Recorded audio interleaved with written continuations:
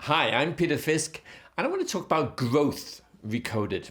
How can you find new ways to accelerate your business, but also how can you find new ways to accelerate social progress at the same time?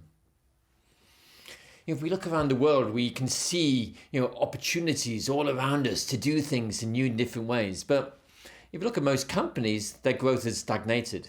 Most Western economies, are seeing 0 or negative % growth in recent years. So how truly can you drive new sources of growth, and how can you inspire your people to think differently about how they can move forwards? If you look over the last century, we've seen the gradual coming back, if you like, of Asia as an economy. And it was in 2020, February 2020, when the Asian economy, the GDP of Asia, actually became larger than the GDP of the rest of the world at purchase power parity for the first time in many, many centuries. But if you look beyond that in Asia, you can actually see where the real growth opportunity is. It's the new middle class. 570% growth opportunity there. People who have escaped poverty and they now have new dreams. And they have incomes which allow them to be able to make choices, to choose the things which they aspire to, they want, not just need, and to make choices about which brands they love and desire most. Jessica Tan, she's a really interesting person. She joined Ping An a couple of years ago. Ping An had grown to become one of the largest financial services companies in China and indeed the world today. But she saw an opportunity for financial services far beyond finance. And she said, well, banking, insurance, they're just a starting point. Once you've got a technology platform, you can actually be any kind of business. You can grow in so many more different ways. And so what she's done, she's actually the COO. She's looked at, well, how can I take Ping An, the business, to new places and fundamentally grow and to shape new sectors. One of them is Good Doctor. Good Doctor is a telemedicine company, a digital platform which will offer all kinds of healthcare services online. So as a Chinese consumer, and there's billions of them today, then you can as a first point of call, you go to Good Doctor, use artificial intelligence to diagnose what's wrong with you, and do you actually need to talk to a doctor? If you do need to talk to a doctor, then you can talk by smartphone, by teleconferencing to that expert. And if then you do need medicines, for example, they would refer you to either a vending machine, which are in all major cities, or even they can arrange for the medicines to be delivered to your door. And then beyond that, they have relationships in their ecosystem with many other kinds of organizations who are offering physical services in terms of clinics or indeed hospitals. Another great example is Wang Xing. Wang Xing for many years was trying to take Western companies like Facebook, Twitter, LinkedIn, Instagram, and say, how can I create a Chinese version of it? Eventually, he gave up trying to copy ideas, and he actually said, how can I create something better for my culture, for my people, for my country? And in China, he grew a company which is now called Meituan-Dianping. Meituan-Dianping delivers food to your door. Perhaps no different from what we see in Deliveroo, Uber Eats, Just Eat, and many others around the world. But what he found was that actually once he started delivering food to your door, he could actually deliver anything. He could deliver groceries instead of you having to go to a supermarket. He could deliver cash instead of you having to go to a cash machine. He could deliver medicines. He could deliver anything which people wanted to their door. And then he stood back one day and Xing said, what actual business am I in? And it's not the delivery business. He realized it's actually the data business. He has more data on Chinese consumers. You remember that 570% growth? More data than anybody else. So I was working with a cosmetics company recently, and the cosmetics company was saying, how can we enter the Chinese markets? Because there's not that great an infrastructure in terms of the traditional retail model. So instead, they linked up directly with Meituan-Dianping, and by doing so, they could use this huge database which they built up to actually target people's when they wanted things, where they are, who they are, and what kinds of particular products and services might be most relevant to them. And the third example is Huang Zheng. He created only 5 years ago Pinduoduo. And Pinduoduo is a retailer. It's the second largest retailer in China now after Alibaba. But it's actually the fastest growing technology company in the world. And what it does is really kind of to use all different components of kind of online retail plus entertainment. It calls itself a kind of retail wholesaler together with a Disneyland at the same time. So by engaging people, particularly by using WeChat, then using social media to engage people in products and services which are available on its platform. It uses gamification to immerse them in more detail in what's going on. It connects them together to share the things which they desire, which they like, which they see online. And then it gives them the opportunity to say, well, actually, if you all bought one of these things, then it can be much cheaper. So it's much more fun and it's much more entertaining, but it also costs a lot less at the same time. So a different retail model which truly engages the customer, and one of the fastest growing companies in the world. So we see consumers rapidly changing. The recent COVID-19 crisis really kind of was a shock to the system in terms of our attitudes and behaviors towards how we do things, be it in terms of the way we shop, the way we work, the way we learn, the way we entertain ourselves. But as consumers, there's some big meta trends which are really changing the ways in which both we think and make choices, but also how businesses and brands need to respond. Firstly, our identity. In a world of social media, our identity is so much more how people perceive us, both from the things we tweet or post, but also the things which we buy. Our well-being in all forms of activity becomes far more important. We want access to things in an equal way wherever we are in the world. The value to us becomes different because the value to us is both the functionality of what I can do with the product which I buy, but it's also the impact which it has on the world at the same time. So people really creating a new value equation for how they think about what they buy and what it's worth. My rights as an individual, particularly as data becomes so much more significant, what is the rights which people have towards my data, and how do I have rights for that data myself? But equally, what are the responsibilities I have for the world at the same time? If I was to buy that new product or in that packaging, what is the responsibility I have, both in terms of making sure it's recycled or renewed in some way, but maybe finding a better alternative at the same time. And perhaps the most important thing of all is my community.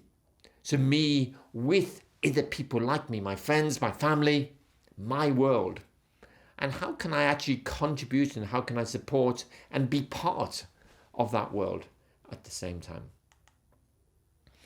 A great example of responding to that new agenda which consumers have is Pat Brown's Impossible Burger. He was a geneticist who studied at Stanford University, but he had a passion for saying, how can we get rid of animal-based food? One of the biggest challenges, if you like, to both carbon emissions, but also the threats to biodiversity in the world. And he left to the world of academia to set up a business called Impossible Foods. And when he set about creating a burger, he realized it's not the people who already got it, the vegetarians, the people who cared about climate. It's not those people he needed to persuade. It's all those other people, the majority, who didn't get it, who were still eating meat-based products. And the only way to really get those people was actually to do something on their terms, but to do it better. So he looked about creating a plant-based burger which would sizzle on the grill. It would drip blood. It would smell like the real thing, as in meat. And it would taste even better with the texture and the taste which came from it. And the way in which he did that was actually to find an enzyme. He searched the world for how can I actually do something which drips with blood? And he found it in a protein called heme. And heme, the most effective source of heme, is actually the root of the clover plant. So by taking this enzyme heme from clover, putting it into his burger, he was able to replicate or even to make something better than what was the real thing. And so today, Impossible burgers are actually on the menus of many stores, both the best restaurants and also fast food stores, but a great alternative, a better alternative than what used to be called the real thing. Another example is Danone, where Emmanuel Faber, the CEO, has said, we are actually in the business not just of making food, but actually helping people to live healthier lives. So he essentially reframed his company as a health company, not just a food company. And once you reframe it in a different way, you have new growth opportunities because he's a health company. He can do anything, in a sense, which could help people to live healthier lives. And that might be different types of services as well as the more traditional products. So through every one of his product plans, he then said, well, what is the insight which helps to lead towards a healthier life? And if there isn't one, we won't make that product anymore. But if there is one, let's focus on that, let's enhance that, and let's build the services or the products which can actually support that in terms of achieving our particular goal. So today he has a strategy, it's called One Planet and One Health, and he also has a brand model for these manifesto brands, which are about saying how can we achieve success as a business, but also how can we succeed for the world and for people, humanity, at the same time. So there are 12 sources of business growth which you can look at, and you can see all the different types of growth here. And that might be just in terms of finding new audiences, or it might be about developing new products, it's kind of obvious, but also about finding new partners which can kind of take you to new places which you'd never imagined going before. They might be partners in other sectors, so essentially you're cross-selling. It might be about developing new services, for example. So maybe it's about even giving the product away free and then offering the service in a different way, maybe as a subscription as opposed to a transaction, and then the customer's much more locked in. A bit like Nespresso, for example. The coffee machines is essentially free. It's always discounted, but it's the pods. It's the coffee pods which people pay for, and they typically pay for by subscription. Or think about new channels like Bolthouse Farms, which create vegetables. They wanted to reach kids, a new audience, and they said, well, how can we reach kids with vegetables? And so what they did was they created vending machines in schools, where instead of chocolate bars, which they could get from the vending machines, they could get tasty carrot sticks, and you could have fantastic kind of dips to put those carrots in at the same time. So all sorts of ways in which you can grow your business today. But the real kind of power for growth in the world today is networks. Networks, we see all around us. We see social networks, we see distribution networks, we see supply networks, we see ecosystems of partners as networks. The real important thing about networks is that the way in which they connect multiplies the impact of what's possible. You've probably heard of Moore's Law, the way in which computing power can accelerate over time. But Metcalfe's Law, which is named after Robert Metcalfe, the founder of 3Com, Metcalfe's Law is much more important. It says that the value of a network is proportional to the square of the nodes. Think about that. That means that every time you add one extra person to a network, you get a multiplying effect in the number of relationships that extra person brings. And so every time you get another person, it continues to multiply. That's why we see the exponential impact of many network-based organizations to be able to grow incredibly fast. Be they platform organizations where they bring huge numbers of suppliers and customers together, or be they in terms of the connectivity between customers themselves. One way to think about it is like a lily pond. You might have seen a lily pond in a park near your home, for example. And if you think about lily ponds and the lilies which are growing there, typically a lily multiplies. It doubles in terms of its coverage of the pond every day. So if I was to say to you it takes 30 days to cover the entire pond, and then I was to ask you the question, on the 29th day, how covered would the pond be? You think about it for a bit, but the answer is actually half. It's only half covered on the 29th before the 30th day. And on the 28th day, it's only quarter covered. So the multiplying effect is incredibly rapid when it kicks off. And you can see that in your business. If you start connecting your customers together, for example, connecting your assets or your technologies together in new ways, connecting your partners together. So think about how can networks really drive growth. And all of those new technologies we have, from 3D printing to blockchain to big data and all sorts of other intelligent technologies, they're all about really driving network effects and then applying them to healthcare. So how can patients help patients, for example, to education? The biggest trend in education is kids learning from each other. It's far more fun and it's far more successful when a kid teaches another kid. You learn more by teaching rather than just listening. And so this peer-to-peer or this consumer-to-consumer way of working can have tremendous impact. Emily Weiss found that. She created Glossier, the fastest growing beauty company. She created initially just a blog, a free blog into the Gloss, where people would put their beauty tips and they would share what's in their bathroom cabinets. People who had a passion for beauty. And then actually she said, why don't we create a business out of this? And so she effectively branded this community of passionate people. And today, all of Glossier's products are co-created by those consumers. All of its marketing is co-marketed by those consumers. And so there's a huge kind of desire to do more together and to do what they love, to share their passion for beauty. So the power, if you like, of C2C, consumer-to-consumer businesses is incredible. Alibaba calls itself a C2C business. It started as a B2B, then it became a B2C. Now it's a C2C business. So how could you connect the passions of your consumers? How could you actually enable them to help each other, to enjoy what they do?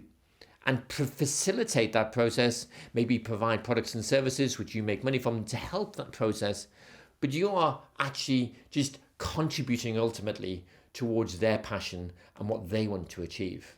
Mikkel Bjergso, he's another guy, he's a school teacher from Denmark who has a passion for beer. He went around the world, he discovered lots of microbreweries making fantastic, quirky beers. And he said, well, I can never get these great, amazing things in other places. So he created a network of the world's craft beer producers. He called it Mikkeller. And actually what they can do is they can share their craft beers from bar to bar. The bars themselves are called Mikkeller bars. And the community of people who love the craft beer in all these locations, 50 countries around the world, actually are part of now this Mikkeller community, sharing a passion for great beers. So the real challenge for growth is to jump out there and to think about, how do you see the future emerging? How do you see these new trends, and what is it which you'd like your business to be, you love your business to be over the next 5 years? And then work backwards. So instead of moving forwards, work backwards. Start off with your 5-year vision. What would you love your business to be doing? And then say, well, if I'm going to do that in 5 years, what will it be like in 3 years? And then what will it be like in 1 year? And then say, well, what activities are required in that 5, 3, 1 years in order to be able to deliver that vision? And then you can say, well, what do I have to start doing now? And what will the impact be? So on one page, you get a roadmap for future growth. But starting with where you want to get to, as opposed to where you happen to be now. And that would produce something very different from if you just started now and said, how can I be a bit better? Because if you just start now and say, how can I be a bit better next year? You will never escape your current mindset and the frame by which you see your world. And so by breaking out of there and working backwards in the 5-3-1, you open up your mind, but you open up your opportunities as a business to all sorts of new things, and you start working towards it now as opposed to start keeping doing the old thing a little bit better. So these are some of the ideas which are included in my new book called Business Recoded, and the 7 shifts. How can you create more enlightened progress? How can your growth be more futuristic? How can you create markets rather than just compete in ones which already exist? How then can you use human ingenuity, not just technology, in order to innovate? How can you work with partners in new ways to reach further and faster in ecosystems which work faster together? How can you sustain transformation, sustained in terms of constantly transforming, but also good for the world, sustainably at the same time? And how can you, as a leader, how can you not just be ordinary in this time of incredible change, but how can you be extraordinary? So leaders are the growth drivers. We're here to create better futures, to look forwards, not just to act on today, and to think about where are we taking our organization next. And in the book, we look at 49 codes, which are deconstructions of all the best ideas within business right now. An opportunity for you to reconstruct them in a way which is right for your business and apply to the challenges and opportunities which you have. And this is one of 5 programs. This is Growth Recoded. So there's also future, innovation, work, and leadership. So join me again. But for now, be bold, be brave, and be brilliant. Thank you for joining me.